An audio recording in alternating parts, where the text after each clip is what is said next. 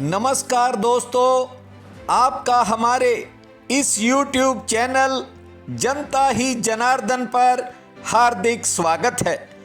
दोस्तों, इस वीडियो में हम बिहार की सीवान लोकसभा सीट पर चर्चा करेंगे, जहां बाहुबली शहाबुद्दीन की पत्नी हिना शहाब ने आज़ाद तौर पर चुनाव मैदान में उतरकर आरजेडी के लिए मुश्किलें खड़ी कर दी हैं।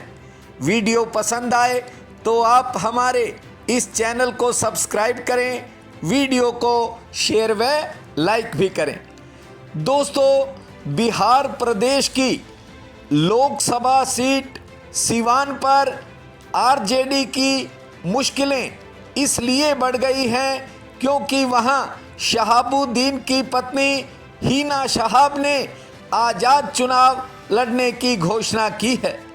पूर्णिया में पप्पू यादव को नाराज करने के बाद लालू यादव हिना को नाराज नहीं करना चाहते थे। हिना के न मानने के बाद आरजेडी के अवध बिहारी चौधरी को टिकट दिया गया है। आपको बता दें, हिना शहाब ने वर्ष 2009, 2014 और 2019 का लोकसभा चुनाव आरजेडी की टिकट पर लड़ा था, लेकिन हिना को कामयाबी नहीं मिल पाई थी। पता चला है कि इस बार तेजस्वी यादव सीवान से किसी अन्य उम्मीदवार को मैदान में उतारना चाहते थे और इस बात की खबर लगते ही हिना शहाब ने आज़ाद मैदान में आने का ऐलान कर दिया। हिना अपने स्तर पर जनसंपर्क और प्रचार में भी जुटी हुई है। हिना ने हाल ही में पूर्णिया में कांग्रेस से बागी उम्मीदवार पप्पू यादव को समर्थन देने की घोषणा भी की थी। बिहार की 40 लोकसभा सीटों में 26 आरजेडी के हिस्से में आई हैं।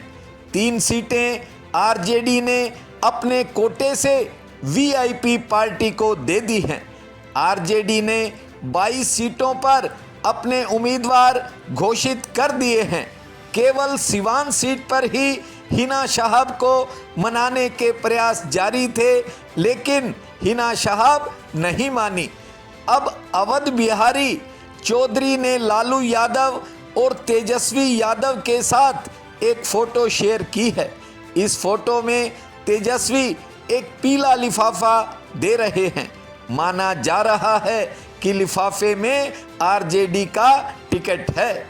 सीवान को बाहुबली मोहम्मद शहाबुद्दीन का गढ़ माना जाता है।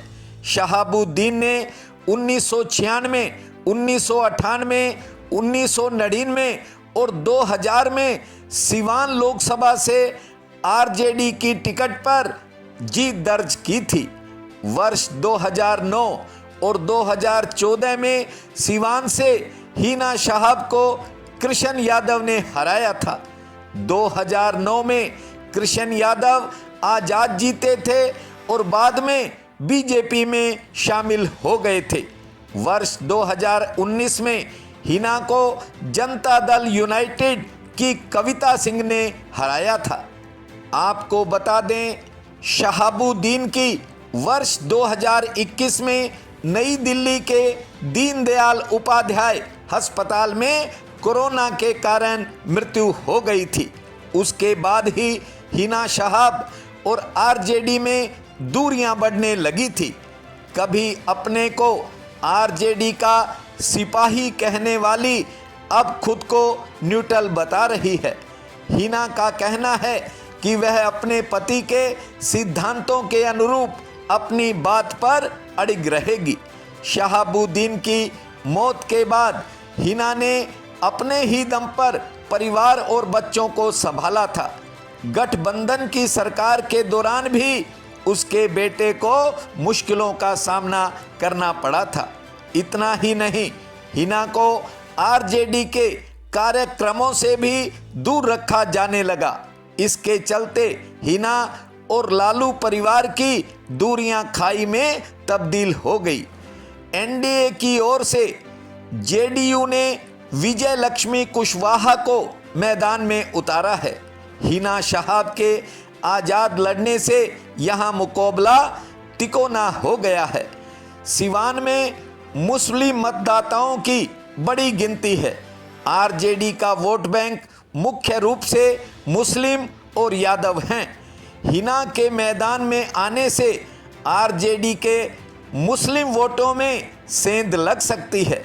पप्पू यादव से संपर्क का फायदा हिना शहाब को भी जरूर मिलेगा। ओवैसी की AIMIM भी हिना को समर्थन कर रही है। हिना की मजबूती का सीधा फायदा जेडीयू की विजय लक्ष्मी कुशवाहा को भी मिल सकता है। आज़ादी के बाद सिवान को पहले राष्ट्रपति डॉक्टर राजेंद्र प्रसाद की जन्मस्थली के रूप में देखा जाता है, लेकिन बाद में कुख्यात ठग नटवरलाल के लिए सिवान काफ़ी मशहूर रहा। 1996 में डॉक्टर जनार्दन तिवारी को हराकर बाहुबली मोहम्मद शहाबुद्दीन ने सिवान को देश में शोहरत दिलाई। सिवान के लोग बड़ी गिनती में गल्फ में रोजगार के लिए गए हैं, इसलिए सिवान को डॉलर सीट भी कहा जाता है। विदेश से आने वाले पैसे का असर यहाँ की राजनीति पर साफ दिखाई देता है। 2.5 लाख मुस्लिम और 1.5 लाख कुशवाहा मतदाताओं वाले सिवान में इस बार रोचक तिकोना मुकाबला देखने को मिल सकता है। इस वीडियो में इतना ही। मिलते हैं एक नए वीडियो के साथ, तब तक के लिए आपका बहुत बहुत धन्यवाद।